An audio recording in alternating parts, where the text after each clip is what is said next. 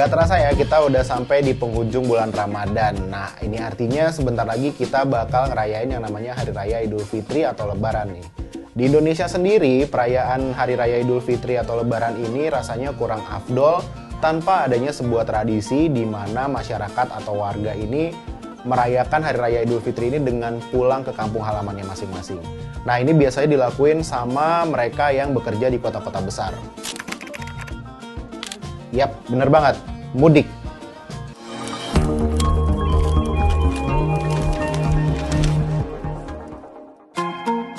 Tradisi mudik ini nggak hanya dilakuin sama umat Islam di Indonesia. Di beberapa negara kayak Malaysia misalnya, ini juga ada loh tradisi mudik. Dan sebenarnya nggak cuma umat Islam yang ngejalaninnya. Pemeluk agama Konghucu di Cina misalnya, mereka juga punya tradisi mudik saat ada perayaan Imlek.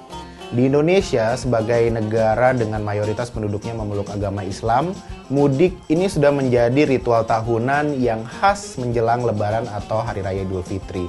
Kegiatan ini sudah menjadi aktivitas sosial berskala nasional yang nggak cuma melibatkan masyarakat secara individu, tapi juga pemerintah. Kalau dilihat secara epistemologi, mudik berarti pulang kampung halaman. Di samping itu, banyak orang memaknai kata mudik berasal dari budaya di Indonesia. Hal ini sering dikaitkan dengan bahasa Jawa yang berarti mulih dhisik, yang artinya pulang dulu. Selain itu, dalam bahasa Betawi, kata mudik berarti udik atau kampung.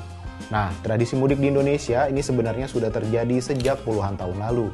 Meskipun istilah mudik sendiri baru mulai ngetren di tahun 1970-an saat urbanisasi gede-gedean mulai terjadi di Indonesia. Pemerintah Indonesia sendiri di tahun 1960-an ngasih perhatian serius sama kegiatan mudik ini. Jalur kereta api yang beroperasi di masa kolonial diaktifin lagi untuk menampung para pemudik. Di era 1960-an ini juga banyak orang yang akhirnya memilih moda transportasi kereta api untuk mudik ke kampung halamannya. Selain karena harga tiket yang terjangkau, pilihan moda transportasi lain juga masih terbatas saat itu. Ada 3 daerah utama yang jadi tujuan pemudik, yaitu Semarang, Solo, dan Yogyakarta. Nah, di era 1970 sampai 1980-an, geliat masyarakat untuk mudik semakin tinggi. Apalagi opsi kendaraan yang bisa dipakai mudik semakin banyak. Transportasi udara dengan pesawat terbang sudah mulai dilakukan, selain kereta api, bis, kendaraan pribadi, dan kapal laut. Dengan kondisi ini, daerah-daerah yang jauh jadi semakin mudah dijangkau. Waktu pemerintah ngumumin kasus pertama COVID-19 mulai masuk ke Indonesia, warga ini langsung merasa harap-harap cemas dan bahkan khawatir kalau mudik ini pasti bakal dilarang untuk cegah penyebaran. Dan bener aja, bulan Ramadan 2020 dan 2021 pemerintah melarang atau lebih tepatnya mengimbau warganya untuk nggak mudik. Berbagai cara dilakukan pemerintah untuk mengawasi pergerakan atau mobilitas warga yang tetap nekat mudik.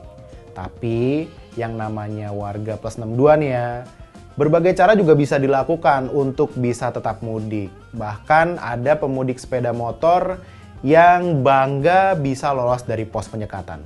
Hidup warga! Namanya mudik, apalagi pakai kendaraan pribadi ya kan, ini pasti nggak lepas dari keramaian atau bahkan kemacetan di jalan. Ada tragedi yang cukup memilukan terjadi di arus mudik tahun 2016. Saat itu tol Trans Jawa ini baru selesai dibangun sampai kota Brebes. Akibatnya volume kendaraan ini menumpuk di pintu keluar tol Brebes Timur, sehingga menyebabkan kemacetan sepanjang puluhan kilometer. Bahkan yang lebih parahnya lagi, sampai jatuh korban jiwa. Ya, tragedi ini dikenal dengan tragedi Brexit atau Brebes Exit. Pintu keluar Brebes Timur atau Brexit. Lalu lintas di kawasan gerbang tol Brebes, Jawa Tengah mengalami kepadatan. Kemacetan panjang di jumlah kendaraan yang ingin keluar dari gerbang tol Brexit. Hingga dini hari tadi, ribuan kendaraan masih terjebak. Kemacetan masih terus terjadi di ruas tol ini, mengakibatkan sejumlah pemudik kelaparan. Ditambah penyempitan jalan di saat mobil memasuki simpang Brebes. Lengkap sudah faktor-faktor pendukung kemacetan di pintu tol Brebes Timur. Tol Brebes Timur atau yang populer dengan sebutan Brexit atau Brebes Exit jadi salah satu primadona di musim mudik tahun 2016. Tol yang baru dioperasikan tahun 2016 itu banyak diminati pemudik karena dianggap bisa memangkas waktu perjalanan.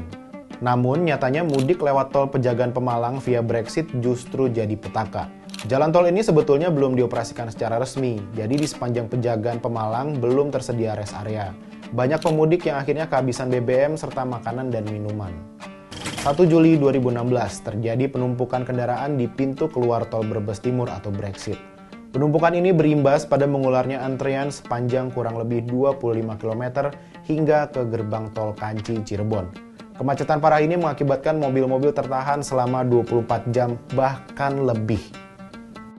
Dari sini ada beberapa kesimpulan yang bisa ditarik sebagai faktor penyebab terjadinya tragedi ini. Pertama, keberadaan tol Cipali sampai Brexit ini ibarat undangan buat para pemudik. Dalam kondisi normal, Jakarta-Brebes ini bisa ditempuh dalam waktu 3-4 jam lewat tol ini. Tentunya ini jadi hal yang menggiurkan ya buat para pemudik. Nah, bisa dipastikan pada saat itu pemudik ini punya asumsi yang sama, sampai nggak kepikiran buat nyari jalan lain. Ini yang akhirnya menyebabkan para pemudik mengambil atau memilih jalan yang sama. Sampai akhirnya volume kendaraan ini membludak dan menyumbat pintu keluar tol. Kemacetan ini juga disebabkan karena kendaraan yang keluar dari pintu tol Brexit ini bertemu dengan kendaraan lain yang menggunakan jalur pantura. Ditambah lagi banyak pemudik yang nggak disiplin dengan menyerobot jalan. Lalu, petugas di lapangan dinilai cukup lambat melakukan pengalihan arus lalu lintas sehingga terjadi stagnansi atau gridlock dan menyebabkan kondisi lalu lintas macet total dan terlanjur sulit diurai. Udah gitu banyak pemudik yang berhenti di pinggir jalan karena kelelahan juga jadi memperparah kemacetan. Akibat dari tragedi kemacetan parah ini, satu persatu korban jiwa mulai berjatuhan. BNPB merilis tragedi ini merenggut nyawa 17 pemudik yang didominasi lansia dan anak-anak.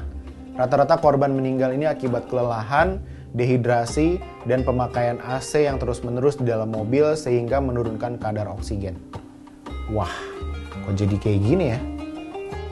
Nah, seiring dengan melandai bahkan menurunnya kasus COVID-19 di Indonesia, maka di tahun 2022 ini pemerintah mengizinkan lagi warganya untuk mudik. Tentunya dengan berbagai syarat dan ketentuan ya, salah satunya udah vaksin booster.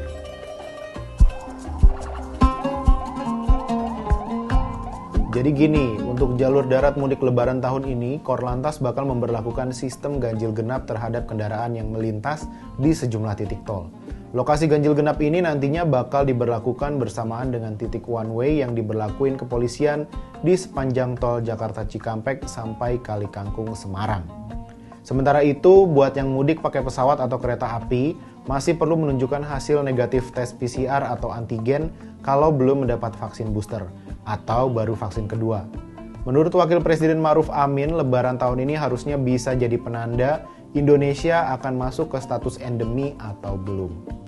Kementerian Perhubungan ini memprediksi perkiraan puncak arus mudik lebaran tahun ini terjadi pada 29 sampai 30 April ini. Sementara untuk puncak arus balik ini diperkirakan bakal terjadi pada 8 Mei mendatang. Nah, Kemenhub juga memprediksi lebih dari 80 juta orang ini bakal mudik lebaran tahun ini. Dari jumlah tersebut, 14 juta orang diantaranya berasal dari Jabodetabek. Sementara Jawa Tengah, Jawa Timur, dan Jawa Barat ini merupakan wilayah tujuan terbanyak. Nah, buat yang gak mudik, Jakarta sepi nih. Presiden Jokowi bilang ada potensi arus pemudik yang besar di musim mudik tahun 2022 ini. Jokowi juga udah ngingetin kalau arus mudik tahun ini jangan sampai memicu terjadinya gelombang COVID-19 berikutnya. Apalagi jangan sampai keulang lagi deh tragedi Brexit tahun 2016 lalu. Nah, persiapkan mudik kalian dengan baik supaya semuanya selamat dan lancar sampai di tujuan. Selamat mudik!